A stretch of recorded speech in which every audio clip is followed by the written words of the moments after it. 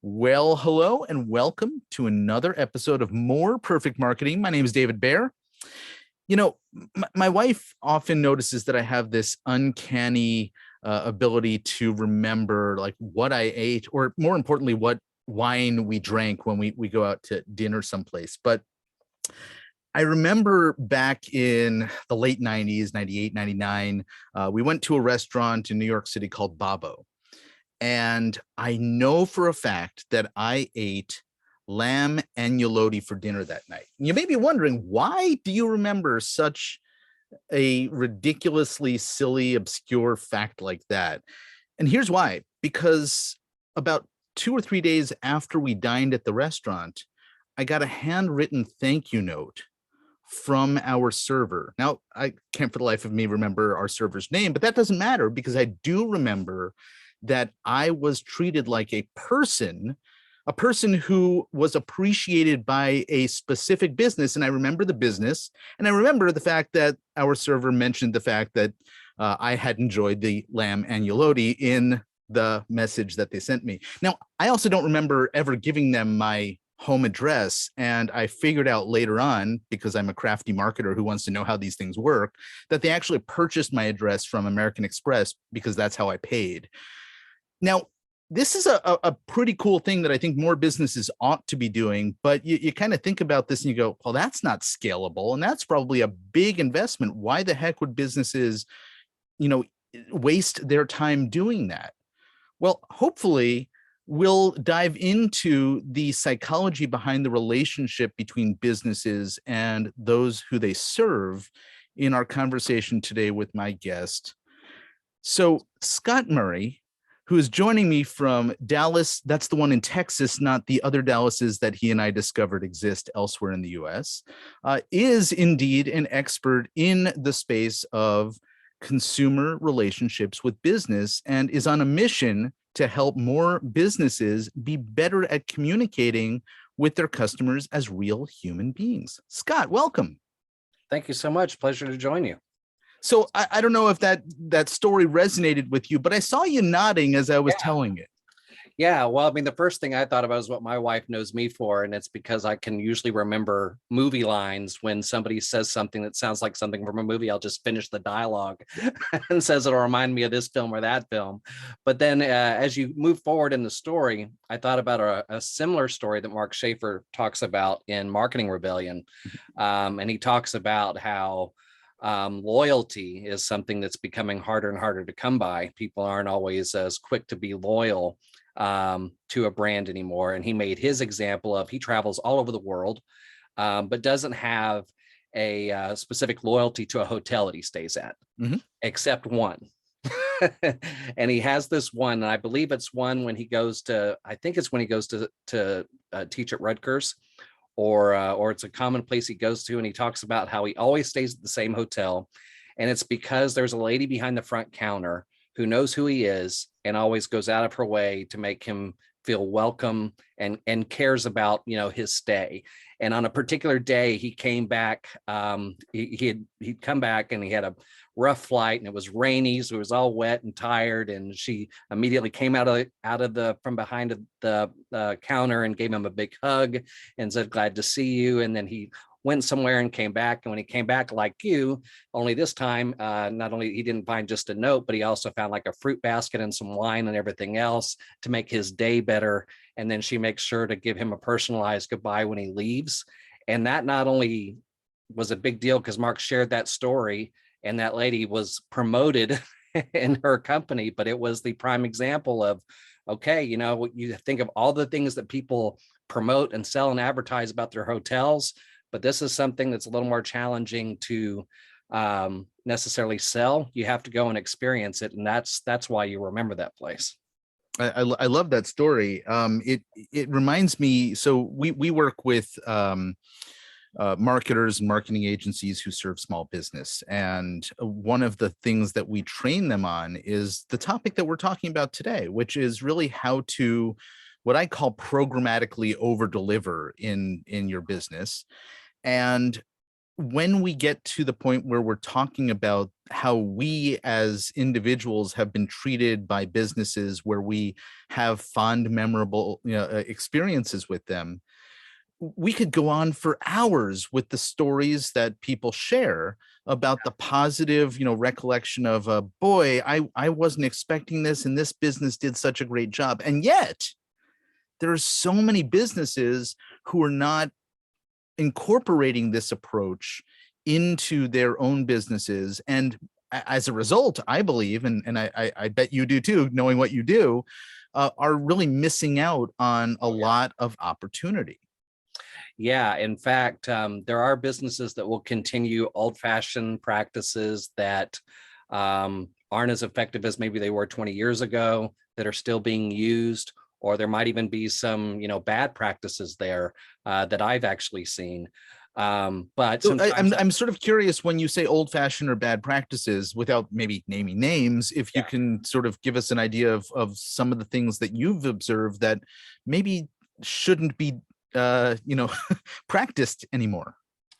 Yeah, well, I mean, really, it's all about the approach to things. I sometimes call it what looks to be selfish content. And the thing is, we talk about the things that inspire consumers. And, the thing is people have to remember the internet is still relatively new by standards of things that have been around for a really long time, but it's not brand new. And over time, consumers have already figured out what they like and what they don't like, and what looks salesy to them, and what looks like it's designed to look like it's going to help me, but we know when we get there, it's really meant to help the other business. And there's ways that people will produce content, write social media copy, where it is clear that it's meant to help them and not the consumer. Maybe you're telling them to click or buy something. Maybe it's clickbait that looks like it's going to give you something, and it turns out to be gated content. Maybe you land on a blog and you think it's going to be valuable, but they link to themselves in the first paragraph, and you can tell immediately that's what this they're looking to do. It's more about helping them than me. And there are a lot of companies that can do those type of things. And when I talk about bad practices, I mean, I've seen businesses that are trying to lie Mhm. to the consumer, but they're going to try to make the content look good, and so it won't bother the consumer so much. Yeah. But there are a lot of companies that can do that sort of thing because they're profitable enough to where they don't have to make that radical change if they don't want to. But I often, to your point about the missing opportunity, I say it's a lot like going on The Price is Right, knowing you could win $10,000 and you're stoked that you won 500. That's great. That's great.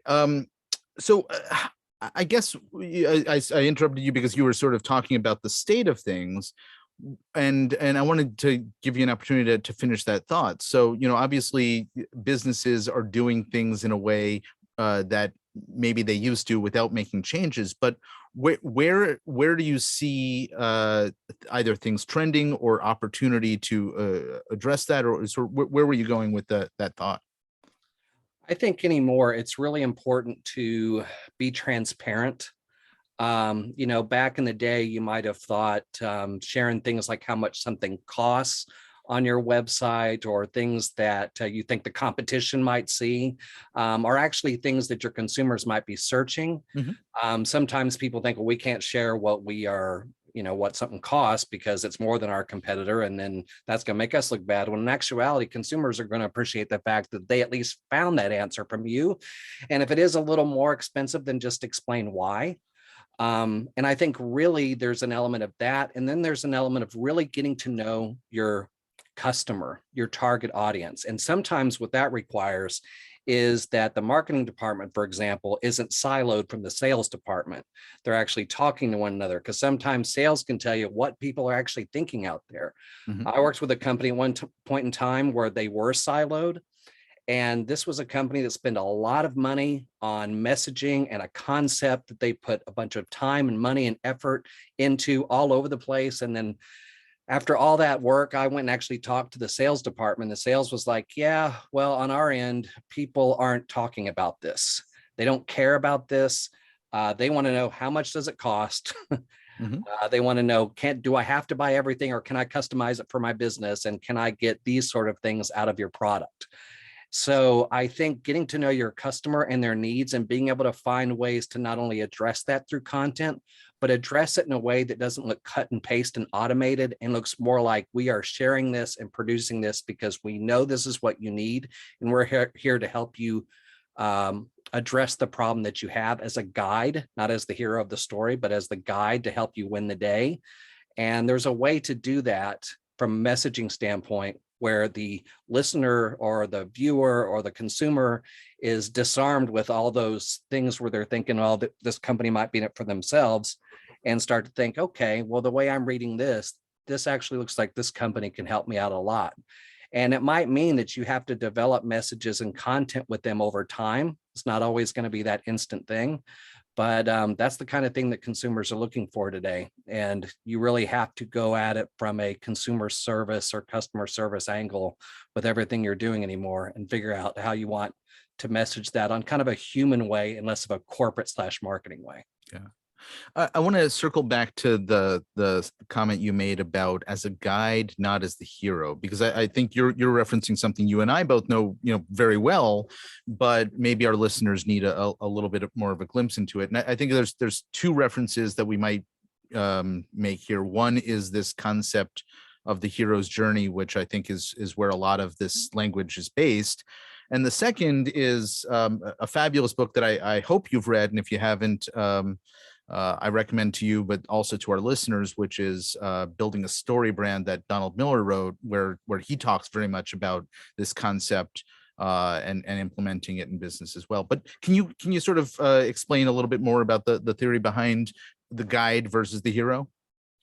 Yeah. So yes, Donald Miller is definitely the first person I heard talk about that from a marketing standpoint. Park Howell is another person I've heard talk about that, and his really good formula about, but, and therefore, from a clarity standpoint on the messaging regarding your website. But this kind of goes back a little bit to the idea of, okay, when I land on your site, who does this look to be more for?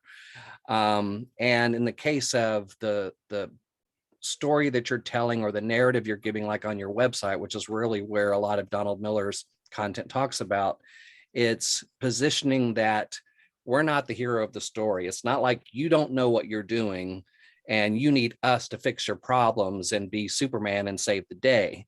In fact, in Donald's book, he talks about how you're not Luke Skywalker, you're Obi-Wan or Yoda. And so how do you position your messaging, letting the consumer or your audience know that they're still the hero of the story? Because once they address the problem that they have, that for whatever reason right now they can't fix, you're going to guide them to become the Jedi and defeat the Empire. You're going to give them the tools or the guidance that's going to help them solve their problem. And it seems to resonate a lot more with people who are looking for help, that inevitably they're still going to be the ones that get it right to the benefit of their business, not so much someone's going to come in there and tell them how to run their business. And that's the key to success. I think the way that you've explained this, it sounds like there's a lot of psychology embedded in the way that a business positions themselves and positions their the consumer they're serving, and therefore you're going to have more success if you're speaking to a consumer, in one way versus another. Yeah, well, and it's one of the reasons why Donald Miller talks so much about the power of this is because it's been shown over time that storytelling always engages us in pretty powerful ways if the story follows that structure that's been so successful over time. And yeah, I would say a lot of the work that I do is very rooted in the psychology of things, because that's becoming a much bigger part of the equation, both from a mental and emotional standpoint. You'll see a lot of people talk more about wanting to see empathy and other emotional proof from brands when it comes to their to the content and the way they message things publicly. And that's not only when it comes to marketing, but even when it comes to addressing a PR situation or a crisis situation, there's a lot of things people want to see from brands there, and there's a way that's going to come across negatively to people and a way that's going to come across responsible, even if you're just still having to do some damage control over something. So I'm thinking about this because you use the term brands, which I often think of as a larger entity, and I spend a lot of time in this, what we in the marketing world call direct response space, which is more about moving people to take specific actions rather than a big enterprise company that's just out there to be seen as the solution if and when you need them. But I think what you're talking about is really relevant to both approaches. Mhm. And I wonder if you can talk a little bit more about this idea of empathy and how it gets applied in these marketing activities that a business might engage in, maybe a social media post, or it may be a sales page that is moving somebody to a specific action at the end of the sales letter. I think a lot of times, I mean, there's a couple of examples here. I think a lot of times, if you're already coming from a genuine place of wanting to help your audience, I think that's going to come through in your copy. I just recently even did something for a company that was looking to, they knew they need to kind of humanize their social media a little bit, but they're like, how do we do it? And they were promoting an online degree program. And what was interesting was they had a video that had this guy telling this fantastic story about all the benefits he got out of it and how it didn't affect his business and his travel and what it meant to him to earn this. But the copy was just about, a generic promotion of, grow your education with an online degree. And it's like, all right. Yep. So to humanize it, I took what he said and mentioned, hey, be like this guy who's somebody who's taken his education next level and was able to continue his work. And I took words from him that really kind of laid out a story where if I'm on the other side of that, I'm going, yeah, that's what I was concerned about. I was wondering if I could get a degree and still work a full-time job, or I have to travel a lot too, and I can take it anywhere with me and work on it. There was actually a study I checked out just recently where they were pointing out how even on social media that when you do things like compliment your competition, people like it because they see you as somebody who's not constantly at war. They see you as a warmer brand. And the example they used was the example of when PlayStation and Xbox congratulated Nintendo for releasing the Switch. So, I mean, think about how competitive the video game market is. They love the fact that Xbox and PlayStation took a moment and said, hey, guys, congratulations getting this thing out. And then they put that whole theory to a test by looking at these two candy bars and let people look at these fake tweets from these two candy bar companies. And the one that complimented the other, even though this one said, hey, your candy bar is really good, it was this brand that gave the compliment that people were more interested in buying from, just because that tweet and that message made them look like a warmer brand than the company on this side who just said, hey, hungry, eat our candy bar. So that's an element of it there.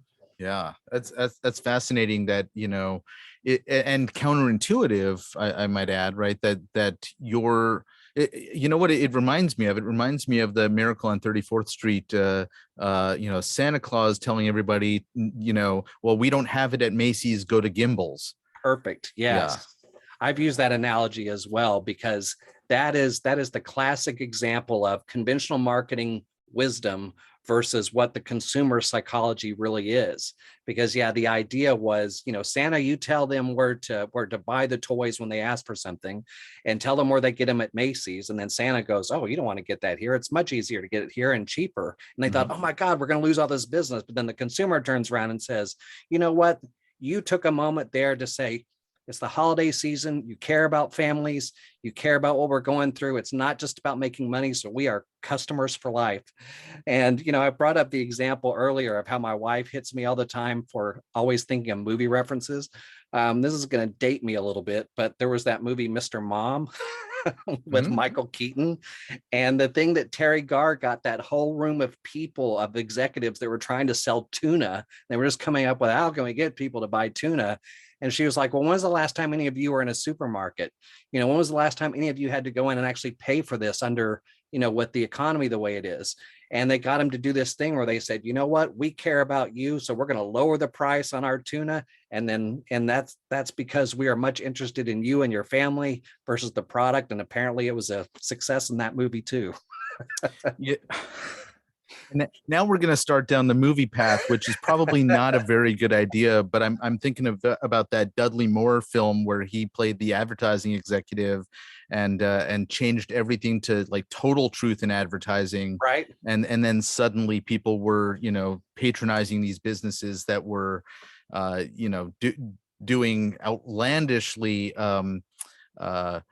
honest ads, I guess is Yeah. the best way to say it without giving too much away, right? Yeah. One of my other favorite scenes is you can see, I think you might be able to see Kermit over here too on behind me, Mm-hmm. depending on which way the camera is flipped.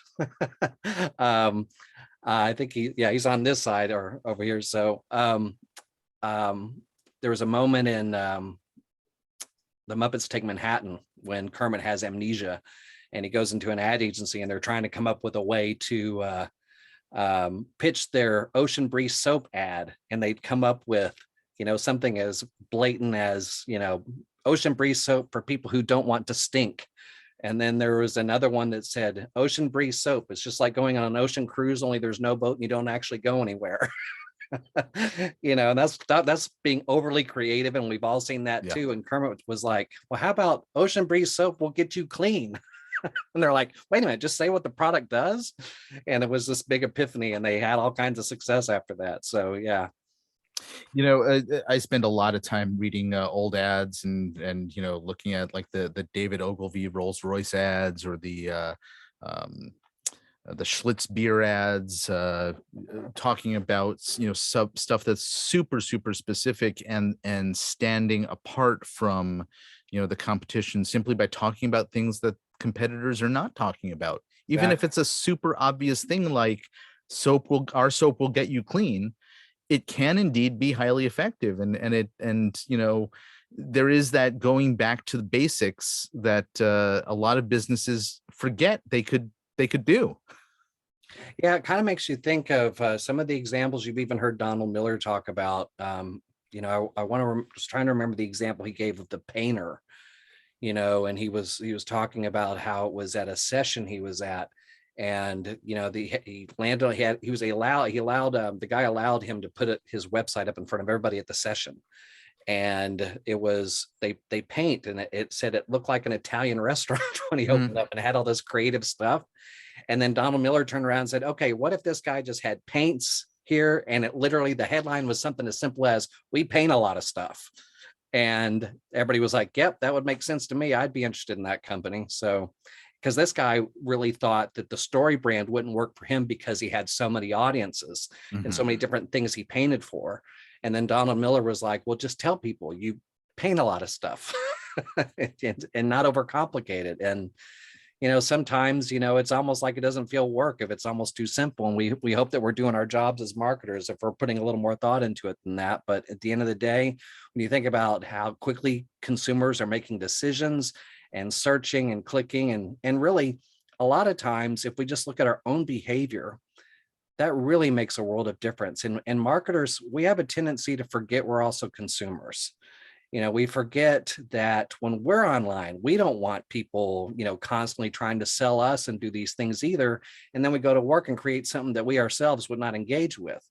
And that's probably one of the biggest steps we can take as marketers, is remembering, okay, if I'm on the other side of this, would this resonate with me? Would I care? Would I click? Would I ignore this? And more often than not, you're probably going to be pretty consistent with everybody else in most cases, because this has all been built up in us over time, because there's a lot of people trying to game the system in several different ways and try to get our attention, when sometimes we just want to be online to look around. Yeah, I love this idea of thinking like a consumer, and you have I guess an extension of that idea is a philosophy not to think like a marketer, Yeah. right? What I mean, I aside from what you've just said, what else is behind that approach? Well, I've often told people that nowadays you have to be a sparketer. It's because the fundamental definition of marketing has all the keywords in it that people don't like now about promoting and selling. Mhm. Okay, so if we're in that mindset, we're already behind. Since people are out there looking for connections, and they're looking for conversations, and they're looking for value, the idea now is to spark something out of them that starts that journey. It almost has to be looked upon as a relationship, and you can't start the relationship with buy this, or in this case it's will you marry me before you have coffee. Mhm. You really have to spark something and build from there. I mean, and I've talked to other marketers who have told me, you know what, even as a marketer, knowing how things work, I had a colleague tell me the other day that there was a company, he finally decided he had to buy X, and he had a choice. He had two companies that he kind of narrowed it down to, but one company, he'd been consuming their content for almost a year, and there was the other company that didn't build that relationship. And he Mhm. said, well, on the one hand, because just how we're wired, this kind of just shows you how we're wired when we are still, have some barriers up about what people's intentions are. He even thought for a moment, do I really want to make the purchase here and prove to them that their content worked by making this? But then he was able to take a step back and go, yeah, but you know what? I valued that content. I kept consuming it. It provided me value. I feel like I know them. Whereas this company, I don't know them as well as I know this one. So I'm going with this one. He said, but it took some time to build that relationship before I made that purchase. Those of us marketers who know the psychology behind it can credit a professor in Arizona who speaks about this a lot.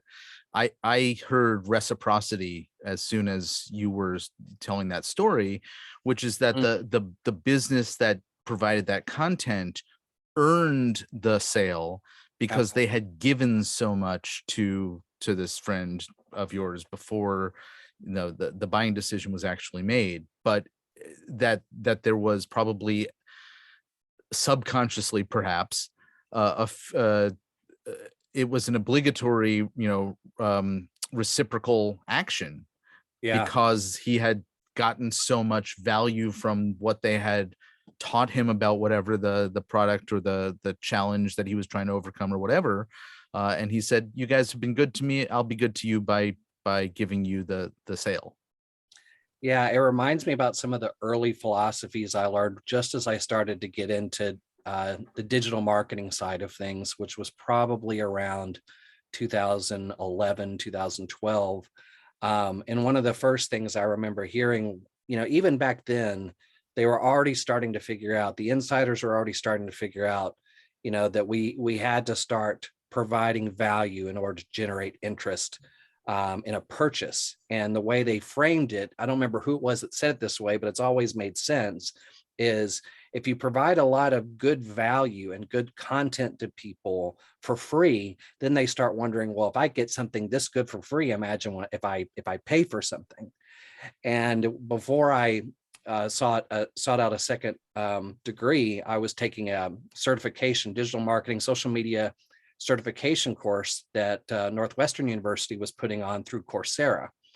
And I remember one of the key common phrases they were always reminding people throughout that course when it came to social media and getting return on whatever you're doing there was, in order to get, you have to give. Mm. And that was really kind of the simplest way to put it. And that's pretty consistent anymore with just about no matter what you're doing on social media. I love the approach of giving in order to receive, or providing value first. There's this camp, however, that says that it's not necessary to provide value, just show them where to buy, or where the where the buy button is, or the checkout page is. and then there's something in between, and I think it's important to understand it's not a one or the other, but I've seen a lot of great value in good comprehensive sales letters. Mhm. For example, I'm trying, there's a very famous copywriter named Gary Benson-Banga, who has written some fantastic, really long sales letters packed with educational content about his current business, which is an olive oil of the quarter or twice a year or something club, imported from Italy or Spain or wherever I think it's Italy. And it is packed with so much great information about how olive oil is, the industry works, and, what you should avoid buying, and that people by the end of just the sales letter feel like they've gotten enough value. Email correspondence where there's tons of value in the email, and every single email says, and if you're ready now, here's where to go buy. And so I think it's important to point out that value is great, but it doesn't mean that it has to be done in the absence of selling. Of course. Yeah, well, timing is everything. And this kind of goes back to kind of knowing what your audience is going to want and how they're going to consume content and what's going to drive them there. It's gotten a little more challenging here of late to be able to say, oh, it only takes nine touch points. Now it might be 3, it might be 15, it might be a whole year's worth, as we just found out. We now also have to consider, there's going to be a lot of people that are willing to read that content. And then there's other people that aren't going to want to read that because either they don't have time or they don't like to read. So you got to figure out a way to take that content and turn it into a video, or turn it into something that's going to be more, visual based, perhaps not only visual, like with graphics or maybe just social media posts over time. And that's going to be able to reach that audience anymore. That was the other thing that came up a lot in that certification course, was marketing departments now have become publishing departments because they couldn't rely on just one form of content anymore, whether it be that or a blog. You really have to figure out a way to repurpose that content in order to reach a lot more people and reach all the different people and all their different ways of consuming content. But at the same time, what I thought was really good about their advice was, it really helps to know, where your audience is and what they do consume. Because when I was starting out in that digital marketing space in 2012, I feel like back then brands were still kind of figuring out what to do with social media. And the thought back then was, well, we just need to get on all of them. They're all, but then that's marketers looking at it as a traditional media like television and radio. So it's like, oh, it's a broadcast channel. So there's one, put us there. There's one, put us there. Now we've gotten smarter over time, and we realized, heck, our audience may not even be on this platform, much less want to get this on it. So, and a lot of times that can be what really saves you the time and money, and not seem so overwhelmed, is knowing where they are and how they consume content will really keep you from being so overwhelmed with how much content you got to produce and all the different places you got to put it. Totally. And I often will, I often will preach that the more specificity around who you're serving, the more easily you can dial in those channels where you're marketing to them, because you don't have to be everywhere. Right. The narrower that audience is. So speaking of audiences, Scott, we want to make sure that our audience knows where they can find you to learn more about the services you provide and some of the other things that you do. So why don't you give a quick overview to the work that you're doing, and then maybe where they can find you as well. Sure. My website is Scott Murray, Murray online.com. And I'm easy to connect with there. I am helping marketing teams and businesses either build a modern people-focused marketing strategy, because maybe they're a small business and they're trying to build one from the ground up. But as I kind of mentioned before, there's also those marketing teams that are still kind of locked into some things that aren't working as well as they used to, and they're trying to evolve, and helping them take what they've got and evolve that and improve it over time. I am frequently engaging with people on LinkedIn. That's a good place for me to be, and I know probably many of your listeners are there as well. And I also do a podcast, and it's called Get the Message, where we focus on things related to marketing on a messaging and connecting from company to audience in a variety of different ways. Yeah, excellent. I had a chance to hear the last conversation that you had with Scott Frothingham as well. Yeah. So we'll make sure to leave links to the website, LinkedIn, and to your podcast as well. Thanks. I appreciate it. And it was great to be able to talk to you on yours, and I hope it provided your audience with some value. Absolutely. Scott Murray, thank you so very much for hanging out. And folks, thank you for hanging out and listening to our conversation. Look forward to having you back here real soon. If you know somebody who could benefit from listening to the conversation, please share it with them. All right. We'll see you here next time. Take care.